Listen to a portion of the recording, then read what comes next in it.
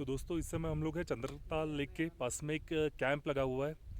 इस हम लोग यहाँ पे हैं इस समय। यहाँ की सी लेवल से जो हाइट है वो 14,100 फीट की है, जो कि काफ़ी ज़्यादा हाइट है। अनफॉर्चुनेटली आज का हमारा जो पूरा एक प्लान था वो उससे हमें थोड़ा सा चेंज करना पड़ा। हम लोग कोकसर से, हमारा टारगेट था कि कोकसर से हम लोग काज़ा तक जाएंगे, जो कि नियर बाय 160 किलोमीटर का डिस्टेंस था।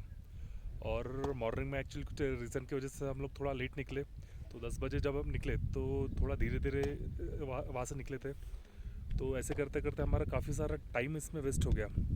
और दूसरी बात, अनफॉर्चुनेटली हम लोग 7 दोस्त यहाँ पे आए थे, बट उसमें से एक दोस्त की तबीयत ख़राब हो गई बिकॉज ऑफ कि यहाँ का जो हाई लाइटिट्यूड की वजह से ऑक्सीजन की कमी, सिर दुखना, साथ में आपको सांस लेने में तकलीफ़, इस टाइप के कुछ कुछ छोटी छोटी जो चीज़ें वो यहाँ पे आपको होना स्टार्ट हो जाती है।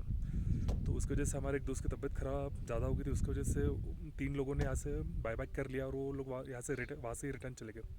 वहाँ से दोस्तों हमारी जो जर्नी थी वो हमें 100 किलोमीटर क्रॉस करना था काज़ा के लिए, जो कि 2 बजे के बाद में पॉसिबल नहीं था, क्योंकि अगर 2 बजे अगर हम लोग वहाँ से निकलते तो यहाँ पे रेगुलरली यहाँ पे ऐसा होता है कि 6 बजे के बाद में टेम्परेचर डाउन होना बहुत ज़्यादा स्टार्ट हो जाता है।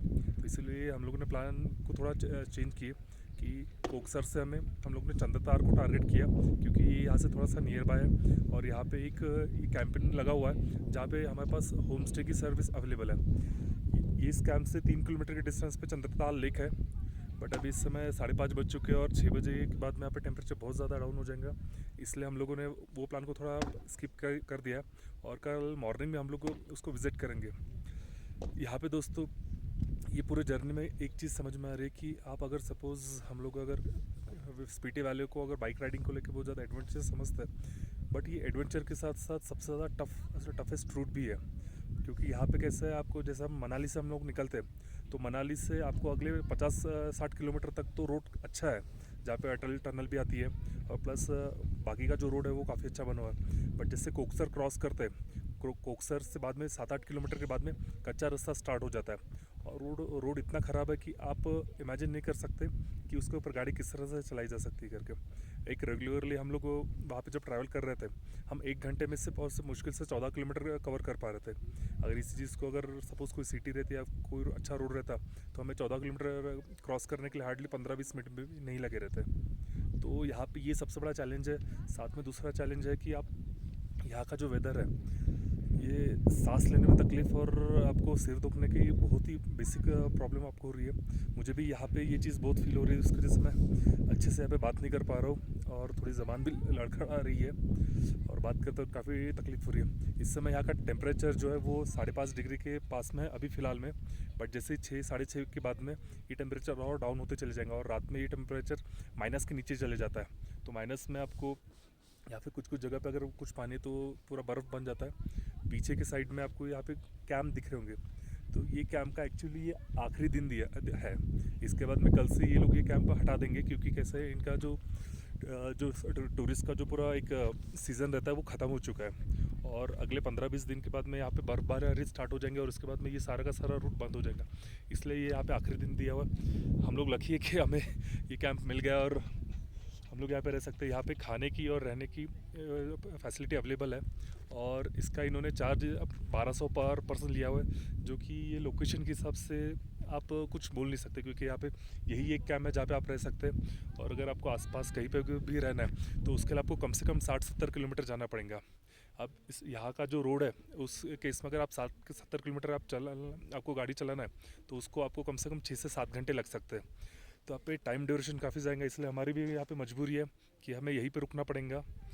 टेंट थोड़े ठीक है कि आपको अंदर में अगर आपको 3-4 लोग रहना है तो हम लोग वहाँ पे इजीली रह सकते हैं और साथ में टॉयलेट की भी यहाँ पे व्यवस्था उन्होंने प्रोवाइड अंदर में ही करके दे दिया है और सोलर का प्रोविज़न तो दिया हुआ है। और ये सारे के सारे टेम्प्रेरी स्ट्रक्चर है, तो ये लोग आई थिंक इसे कल रिमूव भी कर देंगे। तो ये ओके है। आप इस टाइप के एरिया में इससे ज़्यादा आप एक्सपेक्ट भी नहीं कर सकते। एंड वन मोर थिंग कि जैसे हम लोग मनाली से काज़ा के लिए जो ट्रैवल करते हैं, इसमें सबसे बड़ा चैलेंज ये है कि आप जब बाइक से निकलते हैं तो इसके बीच में एक भी पेट्रोल स्टेशन नहीं है। तो इसकी वजह से आपके पास चांसेस काफ़ी कम रहते हैं। अगर आप कहीं पे भी अगर इस रूट पे जा रहे हैं तो आप सबसे पहले ध्यान रखिए कि आप अपना पेट्रोल की टैंक जो है उसे फुल कर लीजिए, ताकि आपको फ्यूचर में इस टाइप की कोई दिक्कत ना हो, क्योंकि हमारे पास भी यही इशू आ रहा था हम लोग कि पीछे चले जाए या फिर यहीं से कंटिन्यू करें। तो हम लोगों ने डिसाइड किया कि हम लोग चंद्रताल में आज के दिन में रेस्ट कर लेते हैं और कल मॉर्निंग में ही सुबह काजा के लिए निकल जाएंगे। तो एटलीस्ट वहाँ पे कैसे पेट्रोल, एटीएम और बाकी सारी चीज़ों की फैसिलिटी अवेलेबल है। तो दोस्तों मैं यहाँ पे आपको अभी फ़िलहाल मैं कैंप का अंदर का सिनेरियो दिखा देता हूँ कि किस तरह के यहाँ पे कैंप बने हुए करके। अब दोस्तों इसमें एक और बात, अगर आप सपोज़ आप प्लान कर रहे हैं कि आपको मनाली से काजा बाइक टूर करना है या फिर आप कार टूर कर रहे हैं, तो आप कुछ चीज़ों का ध्यान रखिए कि आप अपने साथ सबसे पहले आप मेडिसिन आप कैरी करिए।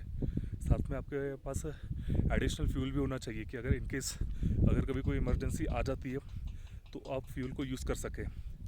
साथ ही यहाँ पे सबसे कॉमन इशू है कि आपका ऑक्सीजन लेवल है वो कम हो जाता है। तो अपने बॉडी को प्रिपेयर रखिए, ज़्यादा पैनिक होने की ज़रूरत नहीं है। अगर हम लोग जैसे जितना पैनिक होंगे तो डर की वजह से भी हमारी तबीयत ख़राब होती है, तो उस चीज़ को फील करने की यहाँ पे ज़रूरत नहीं है। बाकी ओवरऑल यहाँ का वेदर काफ़ी अच्छा है। अगर कोई भी पर्सन अपने लाइफ को अगर एक्सप्लोर करना चाहता है और चैलेंजेस उसे एक्सेप्ट अगर उसे चैलेंजेस पसंद है तो उसके लिए ये बेस्ट प्लेस है आई थिंक मेरे हिसाब से, क्योंकि यहाँ पे आपको बाइक राइडिंग करने का एक अलग ही एडवेंचर्स मिलता है। हम लोग स्ट्रेट रोड पे, अच्छे रोड पे तो गाड़ी चला लेते हैं, बट इस टाइप के चैलेंजिंग रोडों के ऊपर गाड़ी चलाना और वो भी कम से कम 7-8 घंटे तक चलाना, क्योंकि इस बीच में आपको रेस्टोरेंट्स आपको नहीं मिलेंगे। आपको मुश्किल से कोकसर के बाद में 35 किलोमीटर के बाद में आपको एक रेस्टोरेंट मिलेगा और उस रेस्टोरेंट में भी ऐसा ज़्यादा कुछ नहीं मिलता खाने के लिए। अभी हम लोगों ने वहाँ पे खाना खाया था, वहाँ पे राइस और राजमा चावल मिला था और दूसरा ऑप्शन था ब्रेड ऑमलेट का। इसके अलावा वहाँ पे भी कुछ भी अवेलेबल नहीं था। तो इस बीच में कैसे आपको ये चीज़ की भी थकावट रहती है कि आपको खाना वहाँ पे मिल नहीं रहा, प्लस रोड इतना ख़राब है कि आपको टाइम ड्यूरेशन आपका काफ़ी ज़्यादा जाता है इसमें। तो हम कोई भी जो चीज़ है वो इजीली कवर नहीं कर पाते और डिस्टेंस काफ़ी बढ़ जाता है, तो बॉडी को के लिए काफ़ी ज़्यादा पेनफुल रहता है।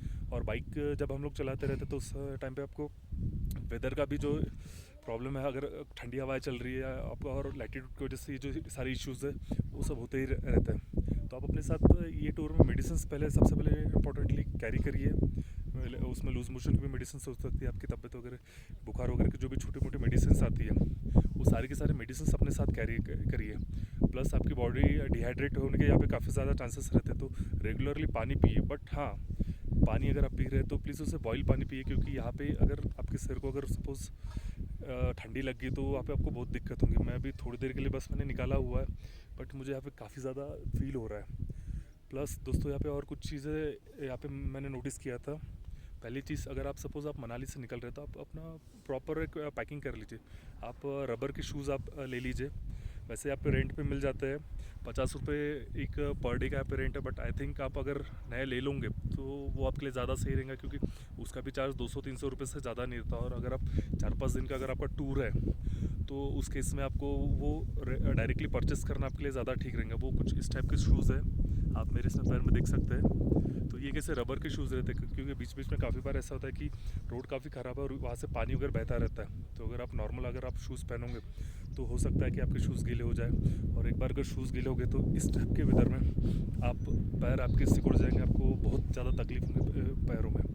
और अपने साथ हैंड ग्लव्स ट्राई करिए हमेशा, आपके सिर को और अपने कान को आप पैक करके रखिए, क्योंकि अगर वहाँ पे बहुत ज़्यादा दिक्कत होती है। अभी मुझे फ़िलहाल में बहुत फील हो रहा है इस जगह पे, क्योंकि कंटिन्यू यहाँ पे हवा चल रही है तो दर्द काफ़ी ज़्यादा होता है। और एक बार आपका हेडेक करना का स्टार्ट हो गया तो आप अपने ट्रैवल का वो मज़ा नहीं ले पाओगे। तो इन सब छोटी छोटी चीज़ों को भी आप ध्यान रखिए।